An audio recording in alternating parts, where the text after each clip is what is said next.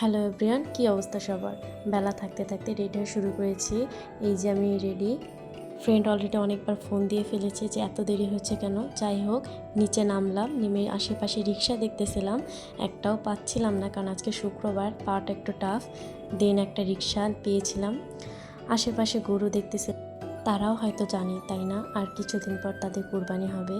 তো এর মধ্যে জ্যামে পড়েছিলাম। একটা গরুর দিকে আমি অনেকক্ষণ তাকিয়েছিলাম, মানে তার চোখে কী যে মায়া, একটা পশু প্রেমী সেই বুঝবে এই মায়াটা।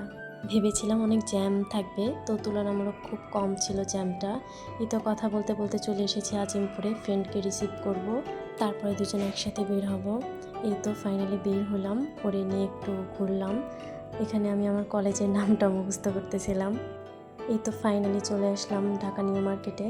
একটু ঘোরাঘুরি করতেই দেখলাম এই যে এখানে 100 টাকা করে মগ বিক্রি করতেছিল। আমি কয়েকটা নিয়েছিলাম, ভালো লাগতেছিল আমার কাছে। দেন ফ্রেন্ডের কাছে সব টোপলা দিয়ে আবার ক্লিপ নিচ্ছিলাম। দেন ফাইনালি বাসায় চলে আসছি। বাসায় আসতে আসতে অলরেডি অনেক লেট হয়ে গেছে, প্রায় সন্ধ্যা হয়ে গেছিলো, যেহেতু রাস্তা অনেক জ্যাম। আজকে এই পর্যন্ত, আল্লাহ হাফেজ।